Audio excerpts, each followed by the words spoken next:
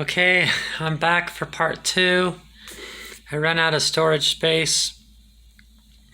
Okay, so in part 1 we talked about Irish history, how the royal family started. And about the 12 tribes of Israel. The U.S. is Manasseh. The British Commonwealth is Ephraim. Ephraim and Manasseh are the children of Joseph. Joseph had the birthright, and scriptures for that. Just to recap, okay, I'll just read this right here. It'll save us a bunch of time.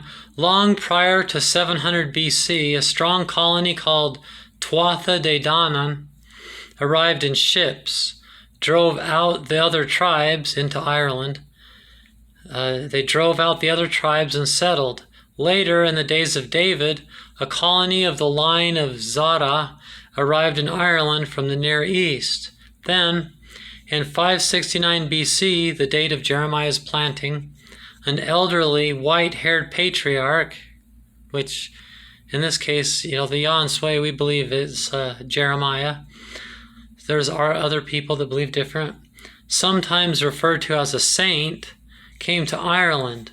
With him was a princess, daughter of an Eastern king, and a companion called Simon Brock, also spelled in different language in histories as Breck, Berek, Brock, or Barak. The princess had a Hebrew name, Tephi, which is a pet name for her full name being Tea Tephi. Obviously, Barak is Baruch, Jeremiah's scribe, if you've ever read the Bible.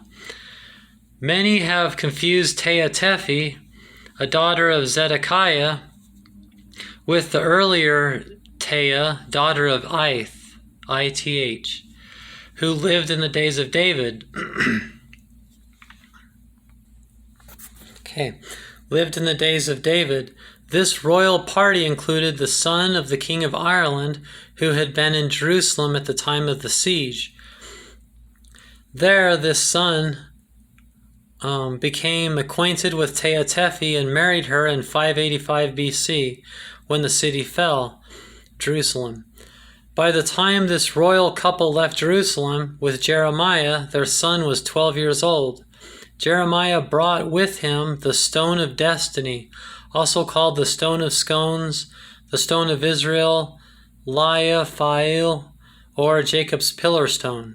Genesis 28:18. The royal husband was given the title of Heremon as he ascended the throne in Ireland. Many of the kings in Ireland, Scotland, and England still have been coronated under this stone. The stone today resides in Westminster Abbey in London, and the coronation chair is built over and around it. And they've proven that it's not the same stone. It was lost at one point and then they replaced it with another one, but that's not the point. A sign beside it labels it Jacob's pillar stone. The scriptures mention 3 overturns. Those are, first, when the party left Jerusalem, then his dynasty that Jeremiah planted, then this dynasty that Jeremiah planted in Ireland with Tea Tephi, later overturns and moves to Scotland, then again to England. So it's overturned 3 times. If you read the scriptures, you'll see why that's important to know. Today, this dynasty is continued in the reign and family of Queen Elizabeth II. It's also important to note that these kings in Britain have a 12-pointed crown like they did in Jerusalem. Okay, so the tribe of Joseph had the birthright, and really Joseph had 2 sons, Ephraim and Manasseh. So Ephraim, it becomes 13 tribes because you don't call it the tribe of Joseph anymore. You call it Ephraim and Manasseh. They have the birthright. The birthright is an unconditional blessing, and promise. So it doesn't matter. Some conditional ones you have to be righteous or God doesn't give it to you. But unconditional ones, you're going to get it no matter how you act. This is an unconditional blessing, the birthright. Okay. And we see in Scripture that it's a bunch of material wealth. Okay? So So, the last thing I read was Hosea 4:15. Thou, Israel, play the harlot. So it's a whoever this Ephraim and Manasseh is in the last days. Besides that, they wouldn't be in the Middle East. They would speak a different tongue. They would have to also, be a harlot, be not really righteous. Jeremiah 1 verses 5 through 10 says, quote, moving through that, to root out and to plant. And then Jeremiah 40, 2 through 5 is when Jeremiah goes to do the planting. Jeremiah 41:10, Jeremiah takes the king's daughters. So it's just references in the Bible about that.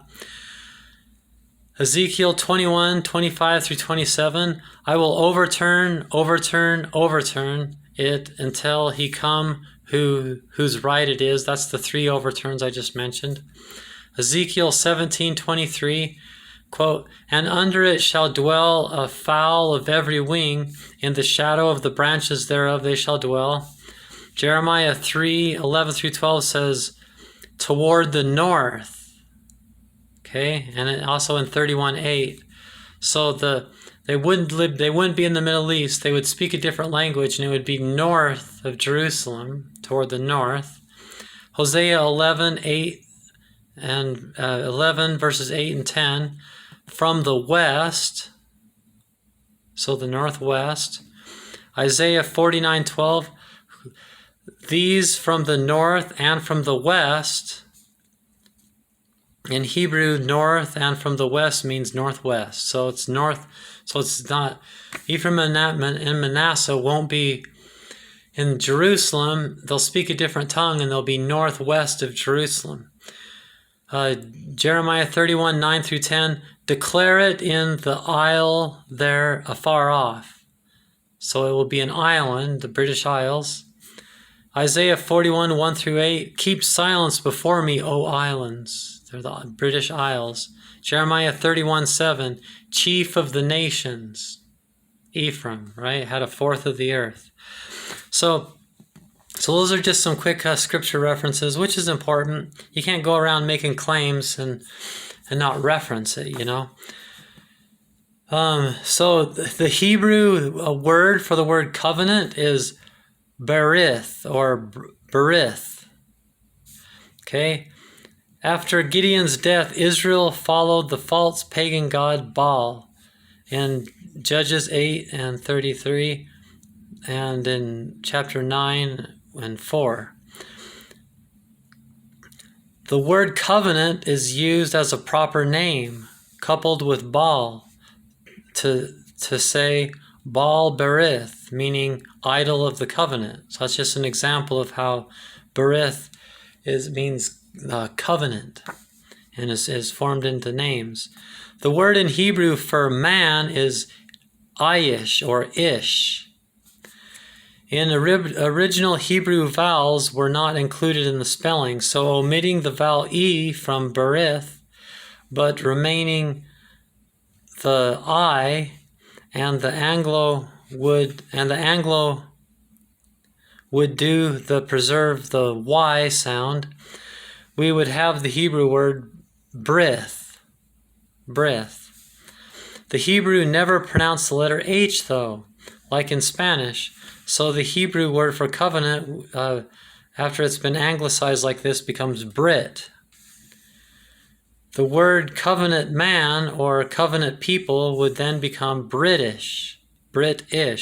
So British Isles means Isles of the people of the covenant. Romans chapter 9 verse 7 and Hebrews chapter 11 verse 18 says, in Isaac's name shall they be called.